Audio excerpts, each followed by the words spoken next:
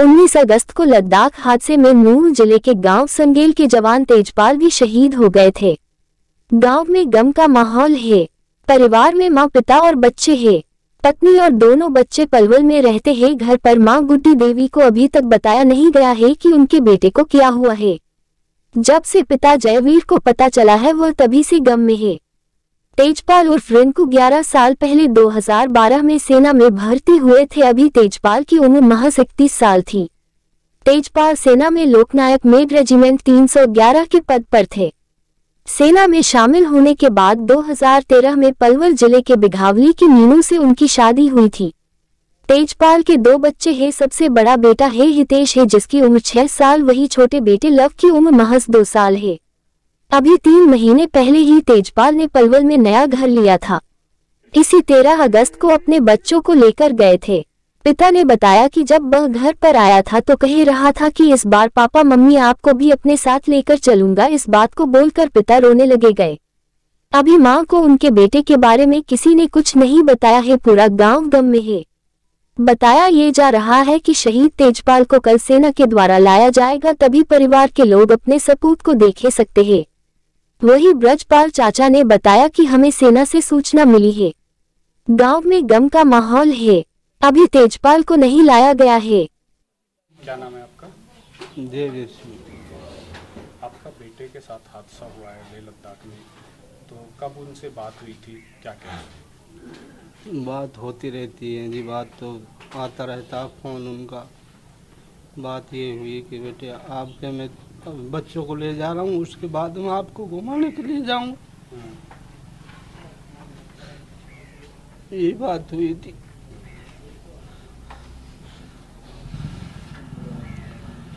तो परिवार में कुछ और बातें होती थी जब घर पे आता था? किस तरीके की आपकी बातें होती थी उनसे? अब यही बातें होती थी, अब ये काम कराऊंगा, अब ये कराऊंगा, गाड़ी लेऊंगा, उसके बाद में ये इसमें टाइल लगवा दूंगा मकान में सब, और आपको कोई परेशानी नहीं होगी। सब आप बैठे रहना, कुछ नहीं करना, आपको कोई दिक्कत नहीं किसी बात की। बच्चों को पढ़ाऊंगा अपने को। अपनी माँ से भी बातें करते होंगे फोन पर या घर पे आते थे? किस तरीके की बातें करते थे? अब यही करता था, मम्मी बीमार रहती, मैं मम्मी तुम्हारे को दिखा कर ले जाऊंगा, दिल्ली ले जाऊंगा, वेस्ट में दिखा लूँगा, सब चेकअप करवा दूंगा तुम्हारा, मैं दिल्ली आने के बाद में सब दिखा दूंगा, ये बात करता था।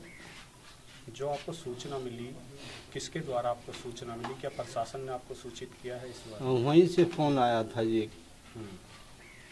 जी आपके लड़के का एक्सीडेंट हो गया है और वो गंभीर हालत में है, हम उसको अस्पताल में ले जा रहे हैं, ऐसे बोला था मेरे को। जिला प्रशासन की तरफ से? नहीं, कोई नहीं आया हमारे जिला प्रशासन की तरफ से कोई।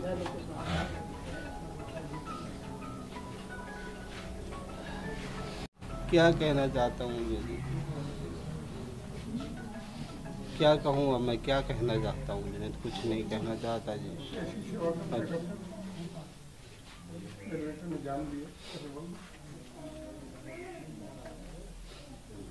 मैं कुछ नहीं कहना चाहता। सुबह फ़ोन आया था, अभी ताऊ जी के लड़के एक्सपायर हो गए थे, तो हम जा रहे थे गंगा जी, तो रास्ते में ही फ़ोन आया था कि ऐसे ऐसे तेजपाल शहीद हो गया है। तो हम रास्ते में से उतर के घर पे आए तो भाई साहब को भी कॉल आ गया था यूनिट से कि ऐसे ऐसे बात है। बस उसी यूनिट के द्वारा ही हमें पता चला था कि भाई तेजपाल शहीद हो गए हैं। जिला प्रशासन की तरफ से आपको कोई किसी प्रकार का मैसेज मिला हो? जिला प्रशासन की तरफ से तो अभी तक भी हमें तो कोई सूचना भी प्राप्त नहीं हुई। वैसे तो बाकी का हम संपर्क करने के सोच रहे हैं, साथ भी रहे हैं, पर अभी उनकी तरफ से कोई वाजिब जवाब आया नहीं है।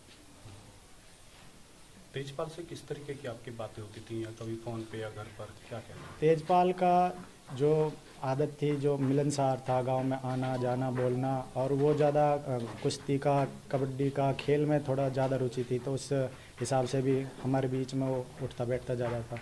तो जैसे गांव में आता था तो कुश्ती का कबड्डी का थोड़ा ज़्यादा शौक़ था उसको। तो कभी अपने वहाँ की कोई बातें आपको बताता?